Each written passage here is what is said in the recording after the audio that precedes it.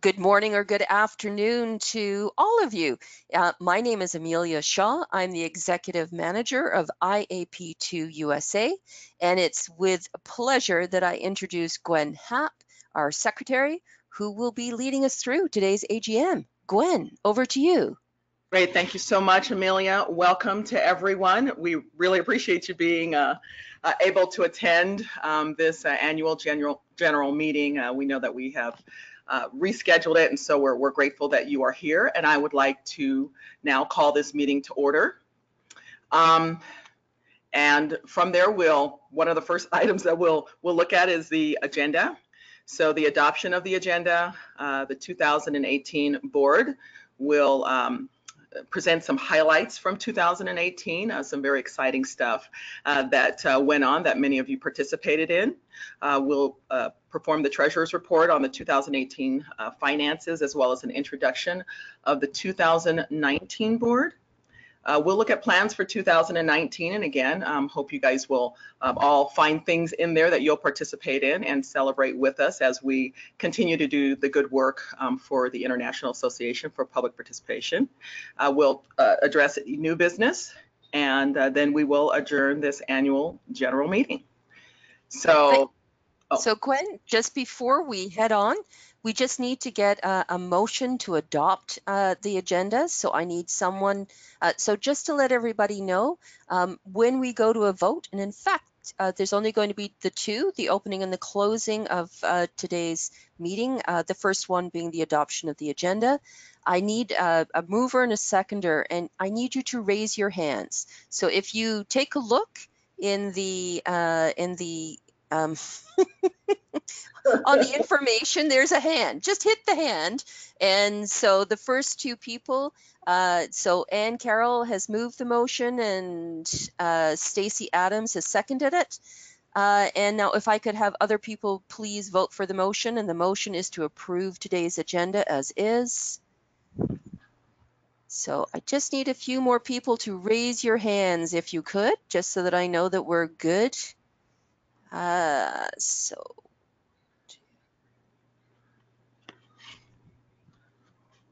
So we've certainly got the majority of the people online that have approved today's agenda, Gwen. So sorry, back to you now that the agenda's been approved. Perfect, great. Thank you all very much for that. And now that we are approved, we'll continue forward with our agenda, and we will ask Lisa Carlson, our new treasurer, to present the next item, which is the 2018 board.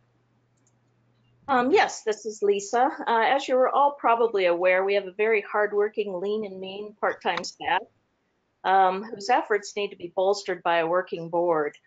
You can see on the slide in front of you the picture of last year's board, and a big thank you to all. I particularly want to say thank you to the outgoing board members, Alex Cousins and Jennifer Trotter, and want to extend a special thanks to Leah Armijo for having served as board president the last few years. Truly a second job, many, many hours in devotion. And for Wendy Green-Lowe, who has been involved with IAP2, wearing virtually almost every hat possible over the years.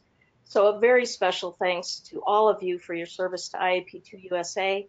We look forward to working with you in the future, even if in different capacities, as this meeting will show, since we will have Leah come back and reflect on last year. We do miss you, but thank you very much. Thanks, Lisa.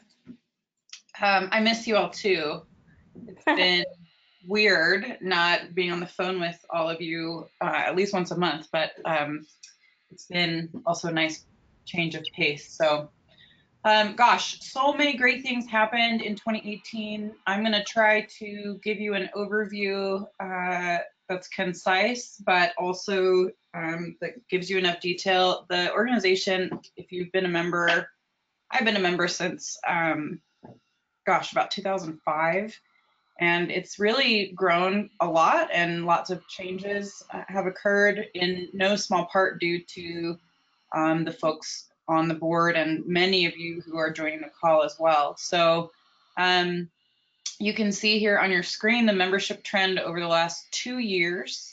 When we gosh, when I first joined the board in 2013, we had less than 500 members, I think, in the US. So huge growth. We're in almost every state, and new chapters are growing and getting founded pretty regularly now. I think we have like close to 10 foundling chapters or new chapters that are coming up.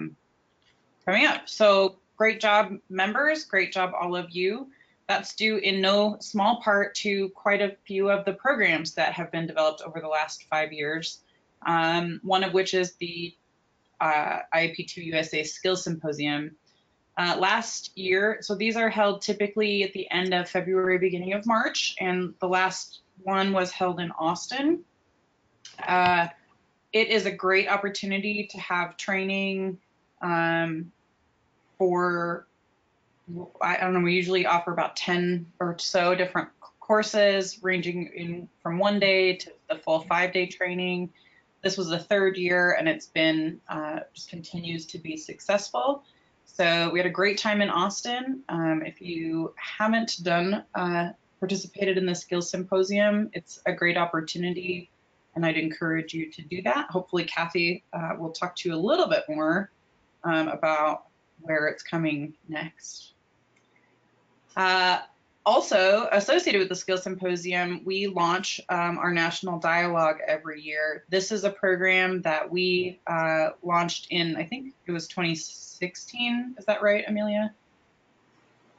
I think it was 2017, actually. Well, okay. It might have been 2016. It was a while ago. Yeah.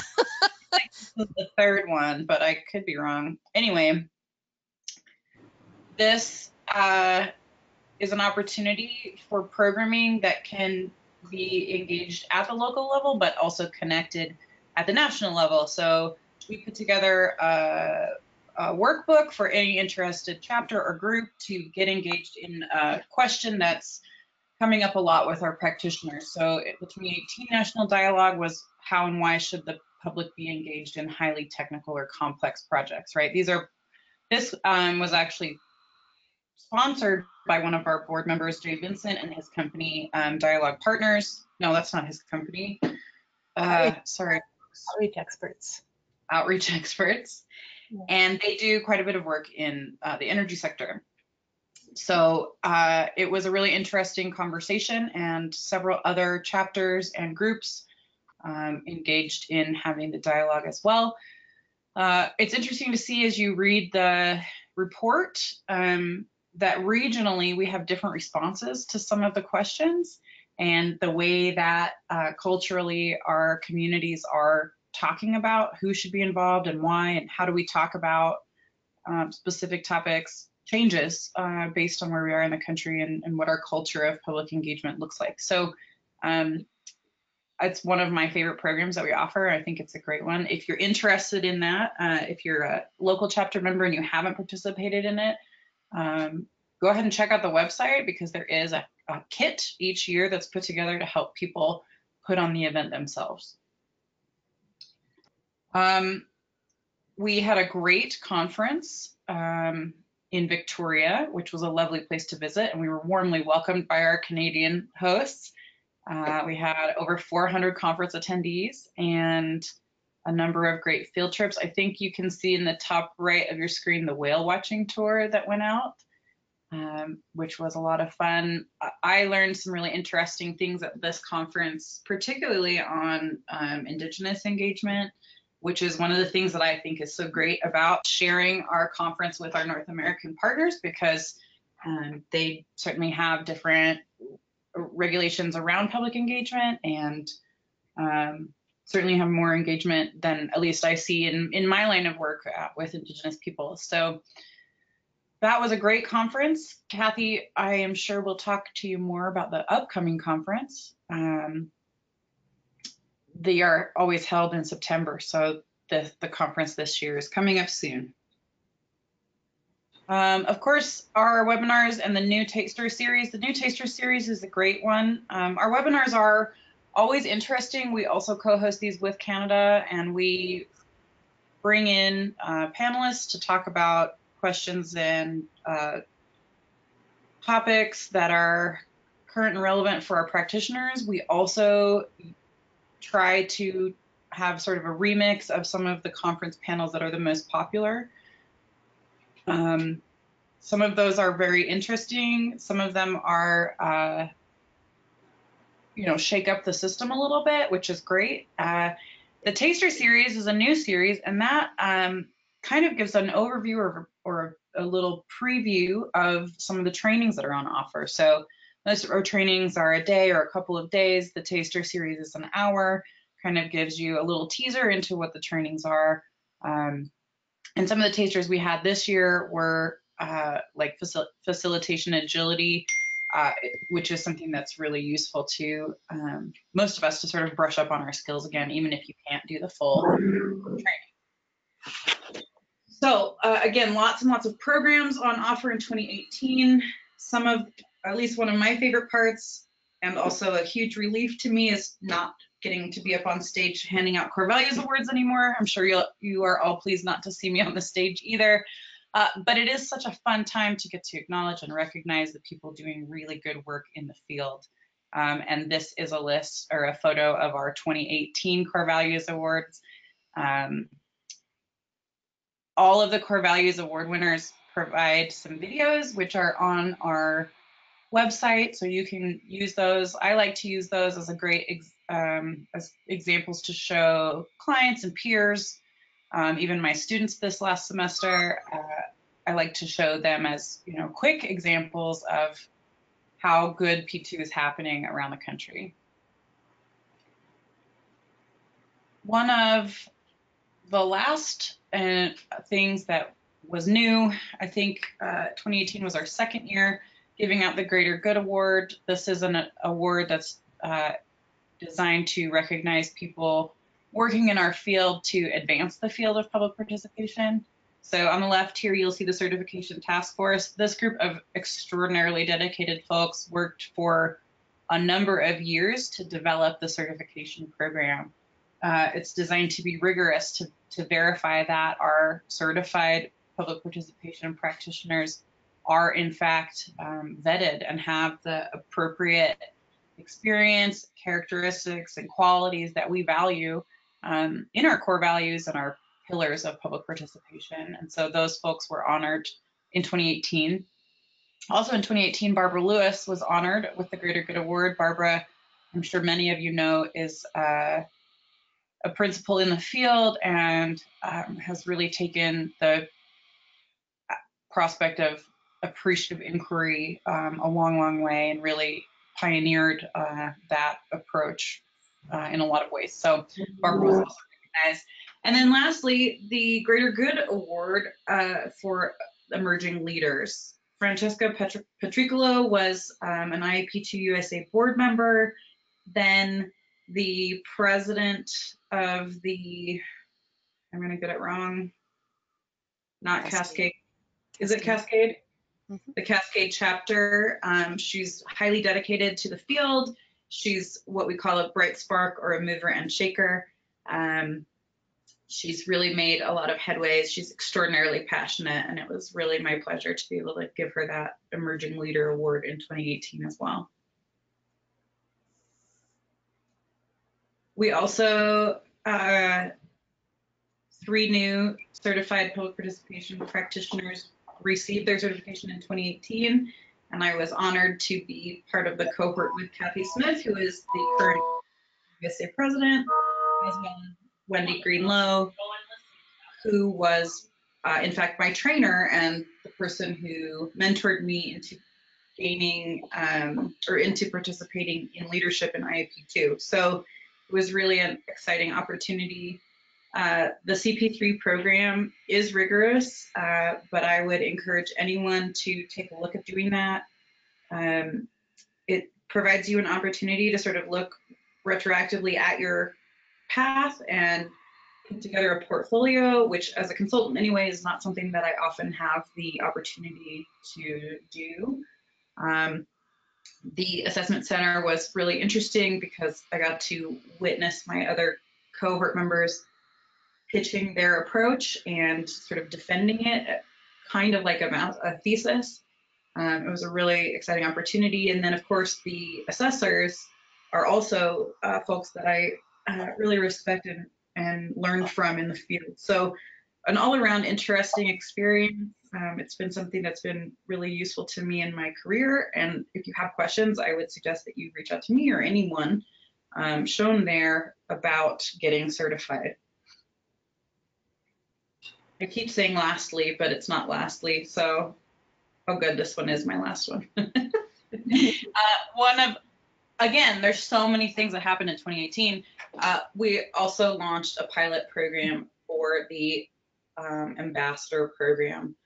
These are folks who are spread out throughout the country, who are IAP2 USA members, supporters. Some of them are founders. Many of them have been in leadership in the organization. Also, some are relatively new to the organization, and their role is to be the face of IAP2, get out there and talk to people about it and help promote the organization and the values and pillars that we rely on. It's been a great program, and I would really like to give Kathy, you know what, I'm not going to even name names because everyone here really went above and beyond to make this program, to get this program off the ground and to really make it accessible for folks. So we appreciate all the hard work that's gone into that. I think it's a great program. If you're interested, that there is also a page on the website about ambassadors, and I hope that our local chapters will connect with their respective ambassadors and figure out ways to expand the program and make it even more valuable. With that, I would say thank you. 2018 was an amazing year. It was my last year on the board, and it's just been such a pleasure to watch the organization grow and change based on the dedication of all these folks, all of you on the call. So with that, Lisa, are you going to give this update, or? No, I am. It's Amelia. Amelia is going to give us the update from the treasurer.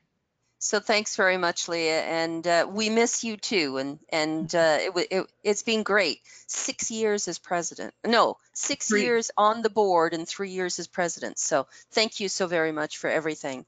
So it's with pleasure that I'm going to report on the treasurer's report. John Poynton was our treasurer for 2018, and he sends his regrets.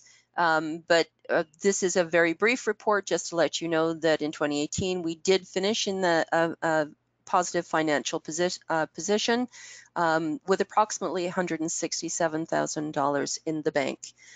As normal, the majority of money does go to administration.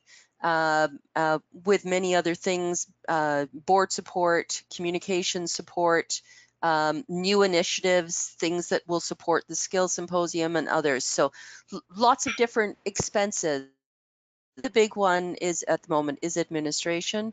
And the top revenue generators have been ongoing as membership and Skills Symposium, and we anticipate in 2019 that it will be our conference. So just a very brief report. If anyone's interested in learning much more about the budgets, either for 2018 or 2019, please send me an email at info@IAP2USA, and I'd be more than happy to provide you more information. So with that, Lisa, I'm sending it back to you. All right. Well, while we said goodbye and missed the others, it provides openings for new board members. And so this year we are joined by Heather Bowden, who is the founding principal of Communities in Collaboration, a woman and minority-owned evaluation and community engagement consultancy based in Oakland, California. We are also joined by Claudia Bellato, who is vice president with WSP USA in Atlanta, Georgia, where she currently serves as area manager. So we got into Georgia. Not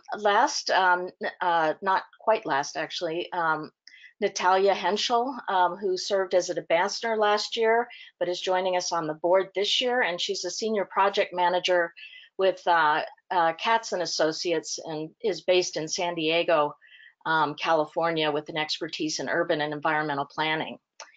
In addition, Kathy Smith and Jay Vincent were both reelected to new terms. So Kathy is now serving as our current IAP2 USA president, and Jay has continued in his role as the IAP2 USA's federation reps. They have the new group and the old has already been working really hard, and it truly has been a pleasure to work with all of you. If any of those on the phone would like to know more about the board, don't hesitate to go to the website and just click on our pictures to find out more about our backgrounds. But we are a new and working board, so welcome everyone. Thanks, Lisa. And now over to Kathy. Hello, everybody. Good to have you together today. We wanted to just highlight how we're approaching this new year. Oops, where did it go, Amelia? Sorry, I clicked something and I lost it. Just give me 1 second.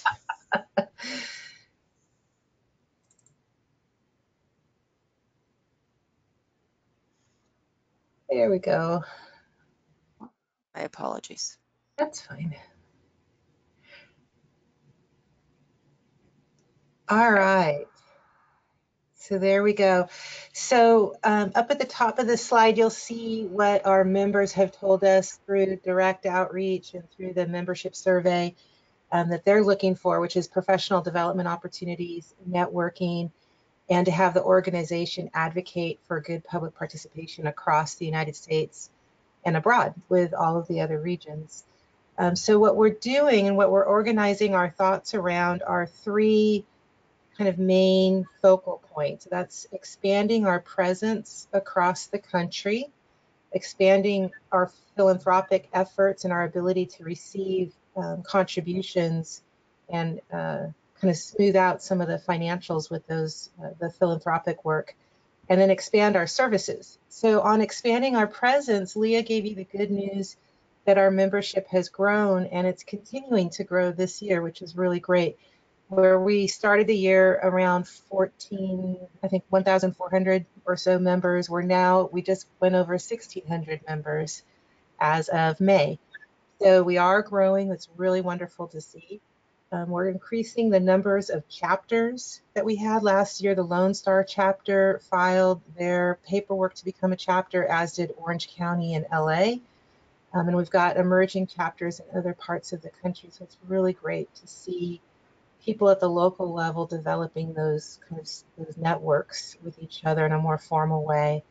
And then we have the ambassador program. So in February, our board voted to continue the pilot program through the end of the year, and Jay and Natalia on our board have taken the position of being the board reps to oversee the ambassador program.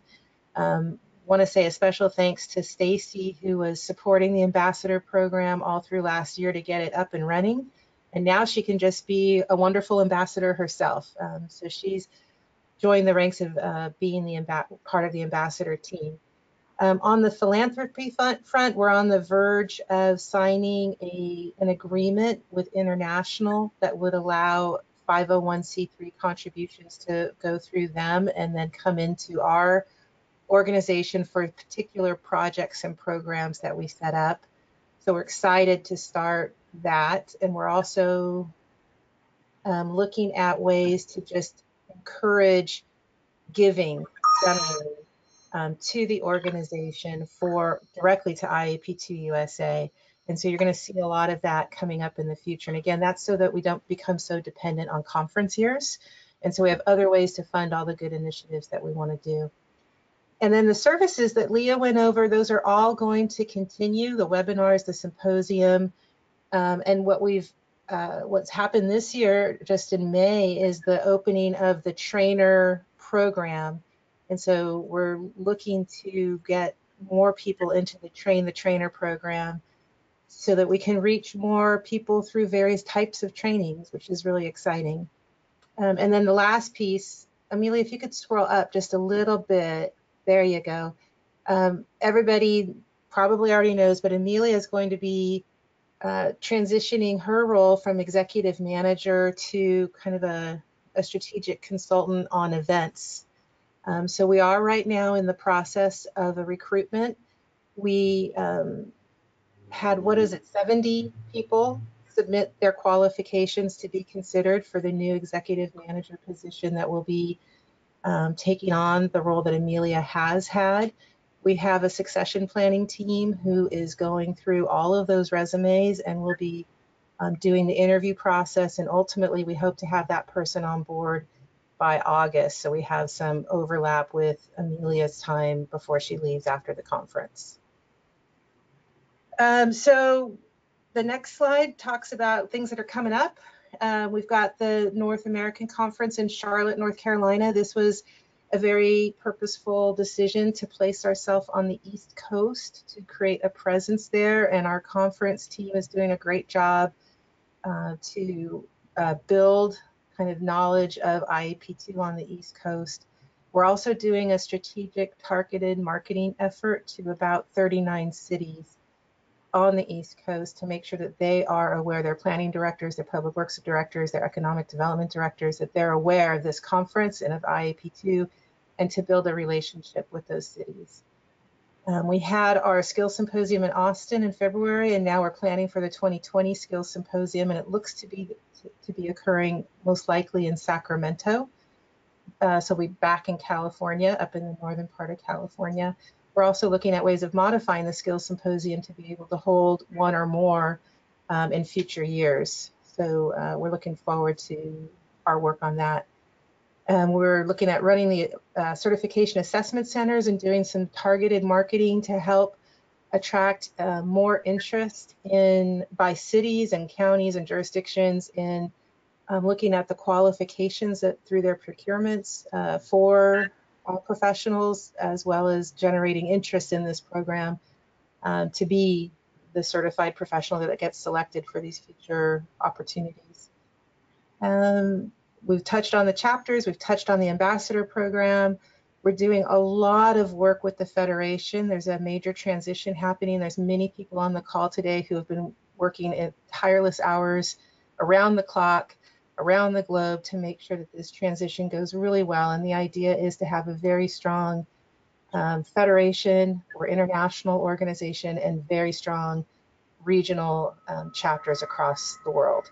And so it's really exciting work. It's very interesting to work across nations, across regions, all towards the goal of strengthening everybody's efforts where they are. And that is what we're focusing on.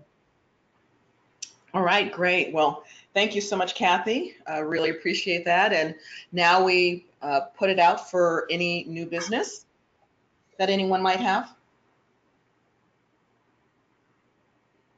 So Gwen, I am looking to see if any new business is coming in. If anyone has anything that they want to add or have questions, please don't hesitate to add them to the question box. While we wait for a couple of minutes, we did have a question about what are the 2 states that have no members? Okay. And Kathy, you might remember that. I do. It is Rhode Island and Alabama. And so those are on our target list for our strategic marketing right now. We've identified, I believe, 2 or 3 cities in Rhode Island and I think 2 or 3 cities in Alabama who just today received their first correspondence from us.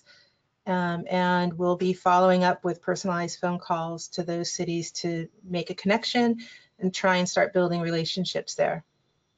Thanks very much. And another question from Ryan, and I think this is a great question because it also speaks to the national dialogue and some of what we learned at the Skills Symposium, and it's going to be to Kathy.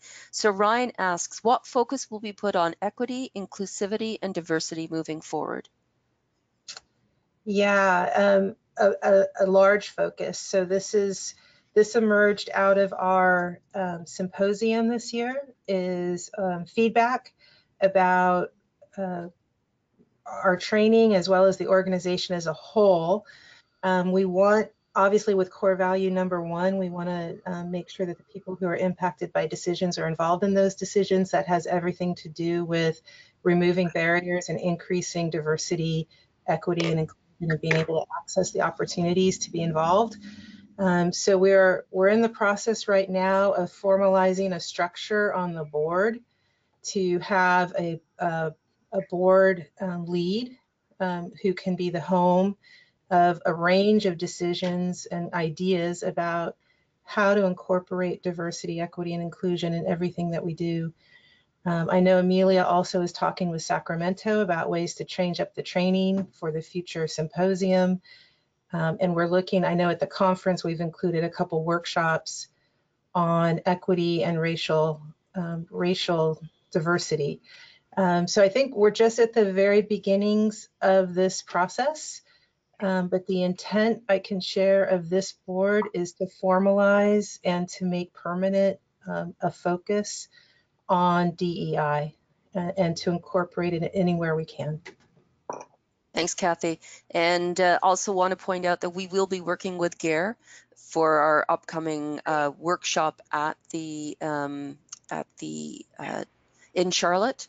And also we'll be working to update the national dialogue as well. So quite a few things underway for 2019. Sorry. Just for clarity, Amelia, can you spell out the acronym? Of course, as soon as you said that, I'm thinking I have completely forgotten it. Oh, But Government Alliance Ryan, thank you very much. Yeah. Government Alliance of Race and Equity. My apologies. I was sort of, as soon as it came out of my mouth, I'm thinking, oh my God, I don't remember what it stands for. It happens. Yeah, that happens. Thank you. Ryan, thank you so much for the question because it is an important initiative for the board. Are there any more questions or any other new business that anyone would like to ask? Gwen, I'm not hearing anything. I'm not seeing anything from anybody else. All right, excellent. Well, I think we come to the end of our time together. We really appreciate all of you being on the call and continuing to participate in a meaningful way to how we accomplish the goals and objectives and the core values for the International Association for Public Participation. So having said that, do we need to move in second, Amelia, to adjourn the meeting? We do. So just give me a second. I just need to be able to pull things out so that I can see everyone's hands going up. So we need a mover and we need a mover for the, oh, here we go. Tracy moves that we close the meeting, and it is seconded by Ann Carroll. So moved by Tracy, seconded by Ann, and also Natalia. Can I get your hands up so that we can close today's meeting? All of the hands are going up. So that's good. Gwen, over to you to close down the meeting. All right. So the meeting is adjourned. Thank you, everybody, and enjoy the great upcoming weekend. Really appreciate your time. Thank you. Thank you so much, everybody. Take care. Bye. Bye-bye.